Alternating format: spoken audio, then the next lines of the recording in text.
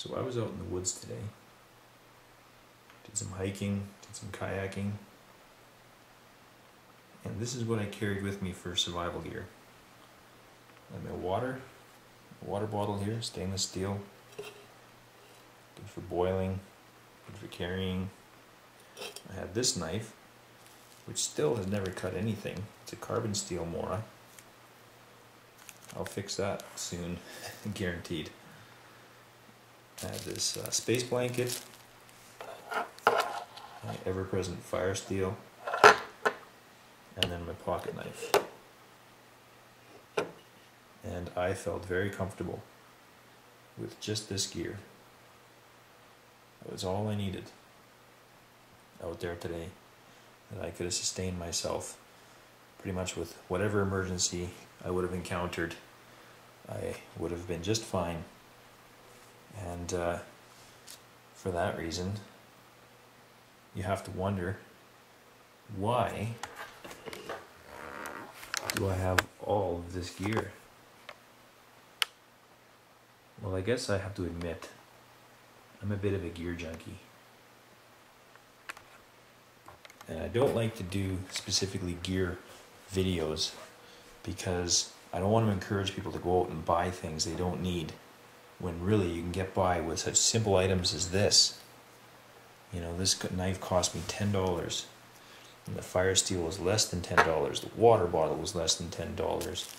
You know, this space blanket's probably $1 kind of thing, and that'll get you by.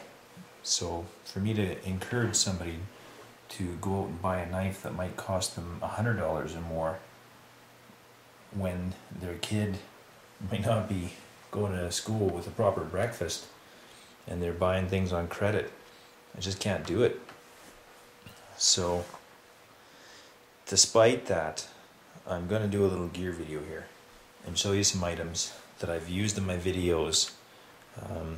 I've acquired all these items over the years carefully and in a financially sound way without going into debt or anything like that. You know, if you're interested in this kind of thing, which I have been my whole life, you wind up accumulating gear. It just happens.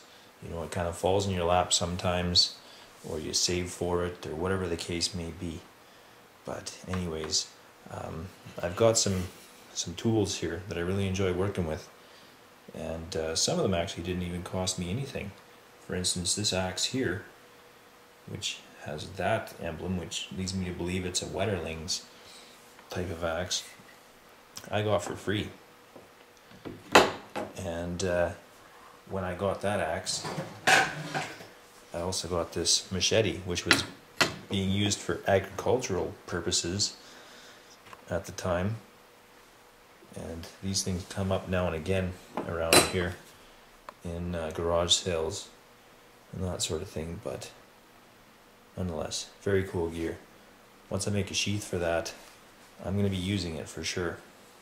And just for scale here, I'll show you that compared to the Cold Steel Trailmaster, which a lot of you think is too large of a knife for various purposes. Personally, I think maybe it's not enough knife, but that's just me. Alright. So, let's move on. We have small axes, which I've found to be not to my taste. I would rather have a knife that's bigger, with more blade and more reach and more dexterity than a small axe. But again, that's just my personal taste, and because of the fact that I work with knives all day long, that might influence somebody else's decision. If they're not accustomed to working with knives the way that I am, then perhaps they might prefer the small axe to the large knife. But that's just me. So there's some of my other knives, and over here we have some stuff that's not survival related. This is my camera equipment, and this quite often comes with me out in the field. And the reason that I'm showing you this here is not to show off, but just because I want to illustrate that sometimes the gear that you carry with you out in the field is not strictly related to bushcraft or survival. You might have items like this, or another one that I quite often carry is this, my gold pen. And when I have my gold pen, I probably have a shovel too. So how much weight and space can you dedicate to strictly bushcraft or survival gear when you have other interests you're trying to pursue? And something that a lot of people that I see on YouTube don't really appreciate is that the reason you go out into the outdoors is not necessarily always to practice skills, but it might be to do some other purpose, to do some other thing, to pursue some other interest, like photography or prospecting or who knows what else, bird watching, anything, you know. And so all your space and weight is not necessarily going to be dedicated to survival gear. And then you get into multi-day trip kind of things and convenience items and well, I guess practical items. Camp stoves, got that too. Got those bases covered. This is my favorite, the MSR Whisperlite International, and it can run on white gas or gasoline, whatever you need. This is a good stove, super easy to use.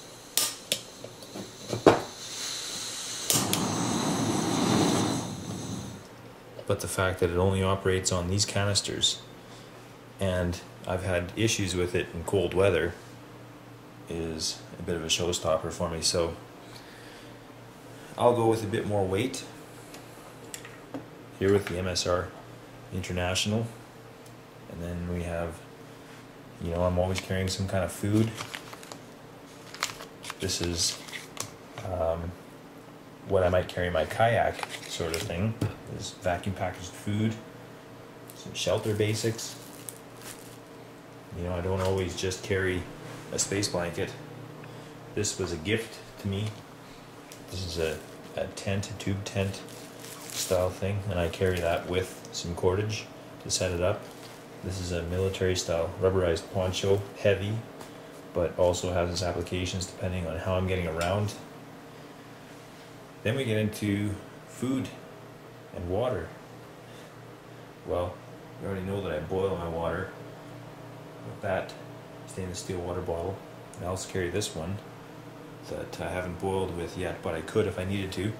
And then, as you've seen in other videos, I have my Frontier water filter, my iodine crystals. That's my repair kit. And then there's food. Fishing where I am is very, very key to survival. There's water all over the place. Whoops, what do we got there? Yeah, those are items that I wish I could carry with me out in the woods, but I can't. I can legally own them and possess them here in my home, but I can't carry them in the woods. They're only good to go to the range. Got my Glock 22 and 40 Smith & Wesson and the Ruger Mark II target. And then fishing rods. Full-sized fishing rods, even collapsible ones like this one, can be lifesavers out there in wilderness survival situations and self-reliant situations. And then bows. There I have my Takedown PSE Coyote, and this one here, which is actually heavier. It's a 65-pound Mamba recurve bow. Super light, 1 pound 11 ounces. That's it. This Coyote's 3 pounds 7 ounces. Unreal. And then my compact firearms. You know, it's funny how this all evolved. We started off way over here with a simple war knife, and that's all you need to survive. And that somehow we wind up way down here, past camp stoves, fishing rods, bows and arrows, all the way down to firearms. If I had more time and space, we'd be doing chainsaws and splitting malls. But anyways, that's it. That's my survival gear video.